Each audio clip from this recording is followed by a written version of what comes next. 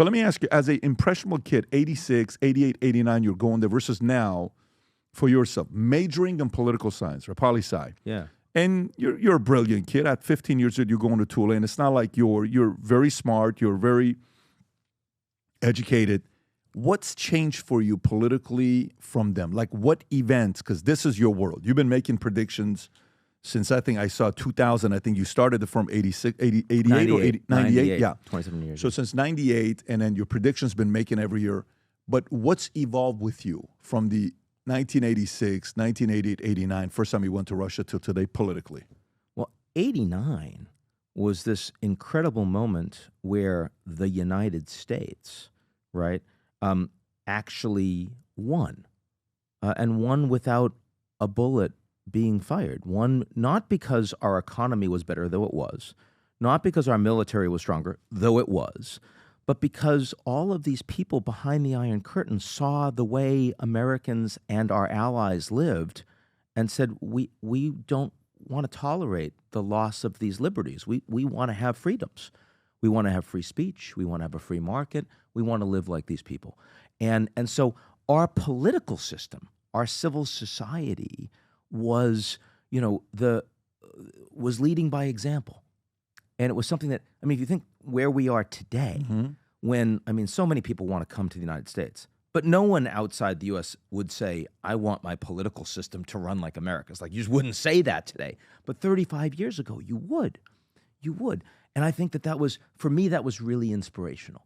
That was something I was a part of. Like, I would say the Pledge of Allegiance when I was a kid every morning, and I would, put my hand on my heart, and I knew it, and I would sing the Star-Spangled Banner. And those things all felt just like you were going through the motions when you're a kid in public school. But when you then go to the Soviet Union, and when you see the wall come down, you see 15 republics become independent countries. And I was in Ukraine in 1992, and I was there for their first ever day of independence. Oh, wow. And you saw ethnic Russians and ethnic Ukrainians all come out in the hundreds of thousands and celebrate the fact that they had independence from the Soviet Empire. Suddenly, all those things that you did as a kid really mean something to you. They really inspire you. Like, oh, I'm proud to come from a system where I can do all of these things, where I can say all of these Proud things. to be an American. Absolutely. Or at least I know I'm free, right? Absolutely. So and has that level of being proud to be an American, is it the same as it was in 89 as it is today in 2025 for you? No. Why not? It's a little different. Tell me why. I'm very proud to be in a country where I believe that it is still patriotic, essentially patriotic, to say what you disagree with, to say when you think your political leaders are making mistakes. So Lord knows, as an entrepreneur who started his own firm from nothing and with no money, there's no other country in the world that you could have done that. So I'm enormously grateful to have been so lucky that I could be born in a country where we could do the kind of things that you and I do. That's incredible.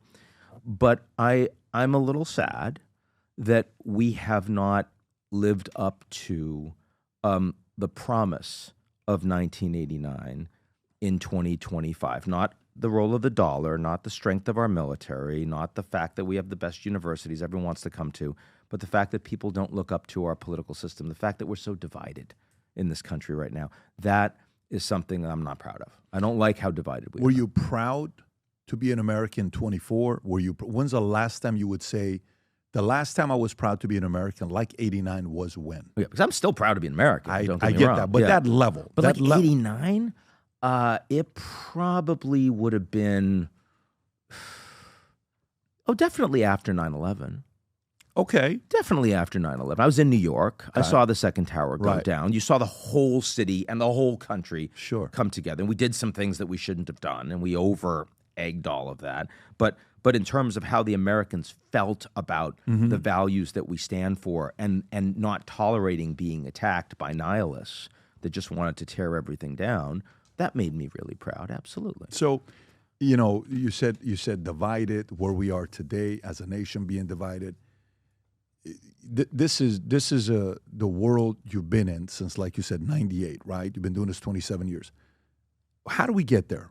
Because, like you said, in 9/11, when 9/11 happened, I was working on Morgan Stanley Dean Witter. Yeah. I had just started a day before, Glendale, Morgan Stanley Dean Witter. 9/11 happens. You're seeing in New York. No one cared if you're Republican, Democrat, Independent, white, black, Hispanic, Puerto Rican. Look, man, where's your kid? Let's go look for him.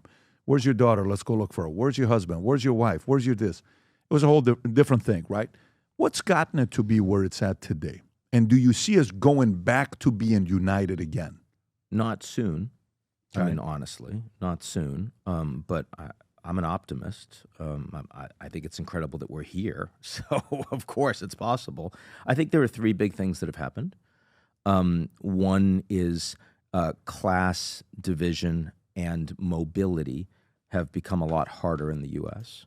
So, I mean, back in the 80s and 90s, the United States had some of the greatest class mobility of any advanced industrial democracy. Today, it has some of the least.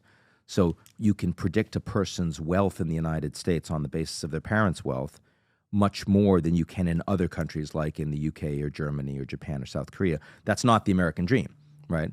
So the fact that a lot more young Americans today are not confident that they will have the opportunities that their parents or their grandparents or you and I have had. That's one reason.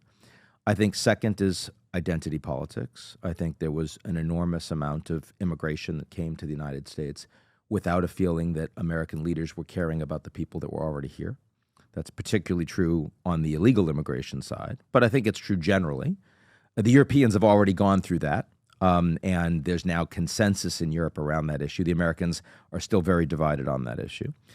And then the third is algorithmic. The third is the breakdown in media and our information space, talk radio, cable news, social media, and increasingly AI, so that people around the world get their information in very, very segmented and fragmented ways that tear us apart. I think that those are the three biggest reasons why the United States today feels so much more divided than it did when you and I were growing up. So you're putting three is social media. Three. Use a different word. You said what was the word you used for the last one? I said algorithmic. Algorithmic. But right. I mean, even before that, I mean, you remember when you and I were kids, the conceit of advertising is that 50% of advertising dollars are completely wasted. We just don't know what 50%. So you just throw money at the wall, and you had three big networks, and everyone listened to the same networks. They got the same news. So even before social media, when you think about how people started segmenting, when it was Lou Dobbs on CNN, one of the first that really started segmenting, right? Or when it was Rush Limbaugh on talk radio.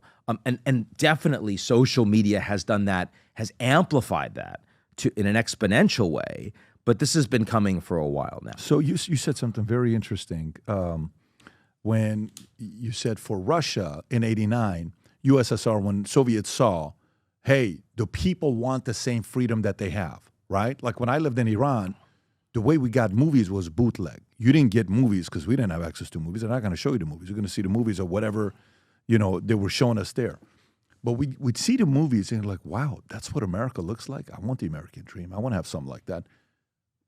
What was the mechanism or method that Russia saw what was happening to America where Russians revolted against their people? Because you'll hear the story about Reagan goes to, meet with Gorbachev and he's like, hey, what can we do? So look at your people. They're all driving the same cars, all this. They're like, look at our stuff. Look what we got going on. You got to bring this here.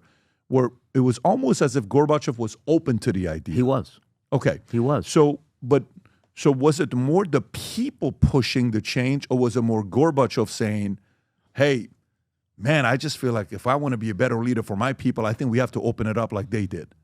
I would say, I mean, much as I want to say it was the people pushing for change, and certainly, you had for years and years and years the Americans standing tall with those captive nation parades and all of the people behind the Iron Curtain that wanted independence and wanted freedom. And we had dissidents that would get to the United States illegally, right? And they would, become these incredibly inspirational stories about, how much better it was in the U.S. and how repressive it was in the Soviet Union. And definitely, like, there were a lot of big demonstrations that happened first in the Eastern Bloc countries, and then in the Baltics, which, had independence more recently, and then in Ukraine, and then even in places like Azerbaijan, Central Asia, right? You'd see it. But, after that happened, Gorbachev started leaning into it. When Gorbachev first became general secretary of the Communist Party, the first things he did were not reform. the first thing he did was like the anti-alcohol campaign. He was kind of like Xi Jinping in the early days, right? He was like, no, we need more control. And then when he realized that this wasn't working, that the economy was falling apart, that they were falling desperately behind the Americans and there was no way to really fix it, he decided to go full on experimental reforms. And he did 3 different things, right? First, he opens the economy so that people can actually start their own businesses. They can experiment with cooperatives. And that was perestroika. That was restructuring.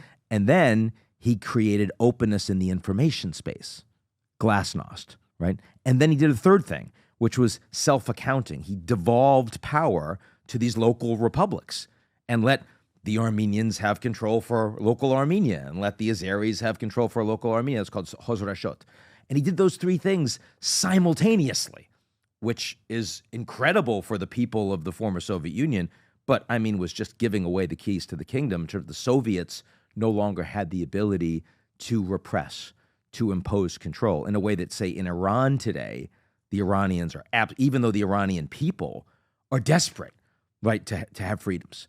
The Iranian people are desperate to be independent from the Islamic Republic, but the military in Iran has absolutely zero willingness to give away that kind of power. Gorbachev did that. Nowadays, more than ever, the brand you wear reflects and represents who you are. So for us, if you wear a Future Looks Bright hat or a Valuetainment gear, you're telling the world, I'm optimistic. I'm excited about what's going to be happening, but you're a free thinker. You question things. You like debate. And by the way, last year, 120,000 people got a piece of Future Looks Bright gear with Valuetainment.